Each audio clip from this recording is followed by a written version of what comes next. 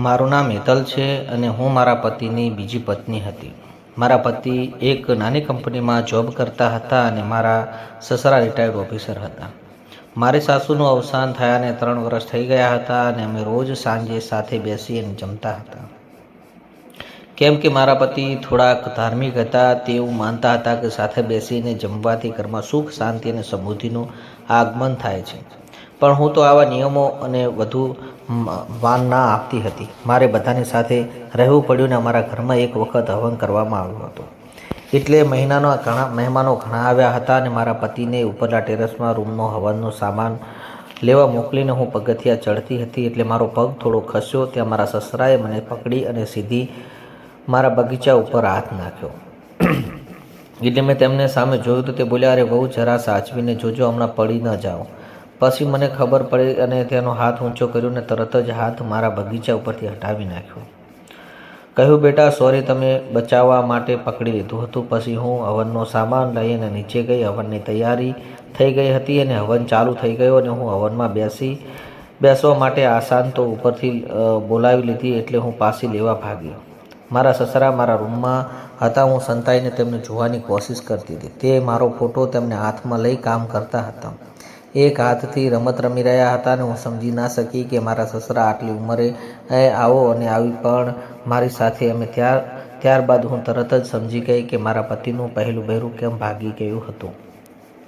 હવે ખબર પડી કે આ તો ઘરમાં સામ ખુલ્લેઆમ આવું ફરતું રહેશે અને હું ડરી અને નીચે ચાલી ગઈ. પછી હવનની પૂર્ણાવતી થઈ ગઈ અને લોકો પોતપોતાના ઘરે ચાલ્યા ગયા. આ વાતને મારા પતિને કરી અને બહુ બોલ્યા, "તને ખબર પડે છે કે હેતલ, તું પપ્પા વિશે શું બોલે છે? એમની ઉંમર તો જો." મેં ઘણું સમજાવ્યું પણ મારા પતિના માન્યું અને એ એવું હોય કે નહીં, તું ખોટું બોલે છે. તું તને કેવી રીતે સમજાવું કે વાતથી ભૂલવાની કોશિશ કરે છે. કેમ કે મારી પણ કદાચ ભૂલ થઈ શકે છે, પણ મેં મારી નજરે જોયું છે એટલે હું શું કરું? આ વાત કોને કહું? મારા પતિએ એક ફોન આવે અને તે મિત્રો કહે છે કે ચાલો થોડા દિવસ બહાર ફરવા જઈ આવીએ. મારા પતિ બોલ્યા કે ખુશી ભાઈ મારા પતિના દોસ્ત રજાઓ લઈ અને 1 મહિનો ઘરે આવ્યા અને તેમના મારા પતિને બહાર ફરવા લઈ જવા માંગતા હતા. તો મેં કહ્યું, "ઠીક છે, તમારે જવું હોય તો જાઓ, હું શું કામ ના પાડું? કેમ કે તમે મિત્રો ઘણા સમય ઘેર આવ્યા હોવાથી તે પાર્ટી આપવા માંગતા હતા." મેં પણ તેમને જવામાં રજા આપી અને તે લોકો 3-4 દિવસ માટે ફરવા ચાલ્યા ગયા. હવે હું ઘરમાં સસરા અને હું બંને એકલા હતા. હવે મારા સસરાનું બધું કામકાજ મારે કરવાનું હોય છે અને સોફા પર બેસીને પુસ્તક વાંચતા હતા અને કહ્યું તેમની માટે ચા લઈ અને પહોંચી. એટલે તે બોલ્યા, "રૂમની ચાદર થોડીક સાફ કરી દેજે." હું બોલી, "ઠીક છે." અને પપ્પા થોડી વાર પછી હું તેમના રૂમમાં ગઈ તો ટેબલ ઉપર છોકરીઓના ફોટાઓની મેગેઝિન પડેલી હતી. હું તે જોઈ અને મૂકી દીધી. પછી હું નાહવા ચાલી ગઈ અને હું જ્યારે નાતી હતી ત્યારે મારા સસરા મારા રૂમમાં આવે છે અને મને તે કહે છે, "વહુ બેટા શું કરે છે?" "પપ્પા, હું નાહવા માટે ગઈ છું." "બોલો, શું હતું?" "મારે પણ નાહવું છે, તો મારા કપડાં કાઢી આપને." "હા પપ્પા, થોડી વાર ઊભા રહો, હું હમણાં આવી." હું બહાર ગઈ અને પડેલો ફોટો, ફાટેલો રૂમાલ લપેટી અને બેઠા હતા. હું સમજી ગઈ કે હવે શું થવાનું છે. તે બેઠા હતા અને તેનો પંખ જોઈ અને મારા પગ નીચેથી જમીન સરકી ગઈ. અને મોટી સાઈઝનો હતો. મારા પતિ કરતાં તો બહુ મોટો પંપ હતો. હું તેમને ફટાફટ પાણી આપવા ગઈ અને મને કહે કે વહુ, તું તો સરસ લાગે છે. એક કામ કર, રાહુલ 3-4 દિવસ આવવાના નથી તો તું મને થોડીક મજા કરાવી દે ને. હું બોલી, "શું બોલ્યા? મજા કરાવી દે? પપ્પા, તમે આ શોભતું નથી." અને રાહુલ બોલ્યો, "અને રાહુલને ખબર પડશે તો તમને ખબર શું થશે?" સસરા બોલ્યા કે કેવી રીતે ખબર પડે? એ ક્યાં અહીંયા છે અને મને કેટલાય દિવસથી તને જોઈ અને હું તરસ્યો છું.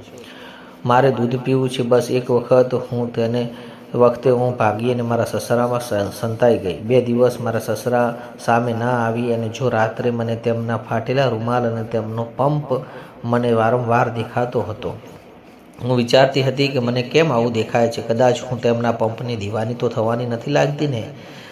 મારા પતિએ ઘેર પાછા આવવા માટે બસ 1 જ રાત બાકી હતી અને મારા સસરાના રૂમમાં સાચું ખાવાનું આપવા માટે ગઈ. અને તેમને માટે મારો હાથ પકડી લીધો અને બેસાડીને કહ્યું, જો તને ખબર છે, મને ખબર છે કે આપણે શું કરવાનું, તું ચિંતા ના કર, આની મજા બસ 2 કલાક લેવાની છે. તેણે મને સમજાવ્યું, ઘણા સમજવાની, અને આખરે હું માની ગઈ, કેમ કે તે દિવસે હું જે જોઈ ગઈ હતી ત્યાં મને પણ તેમના પંપની હવા ભરવાની ઈચ્છા થઈ હતી.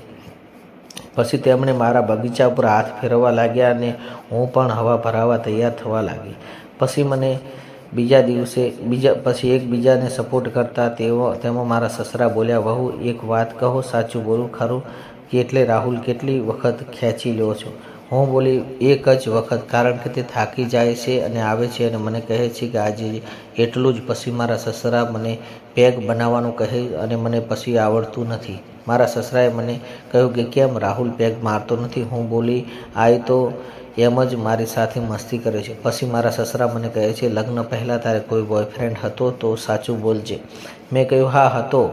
કે તમે કોઈ દિવસ રમત રમ્યા છો? મેં કહ્યું, હા કદાચ 1-2 વખત. તમે કેવું લાગ્યું? તો હું બોલી, સંતોષ થયો હતો, પણ થોડો. મારા સસરાએ કહ્યું કે હું થોડો પેગ મારું, પછી તારે પણ થોડો પેગ મારવો પડશે. ઠીક છે પપ્પાજી, હું પેગ મારીશ.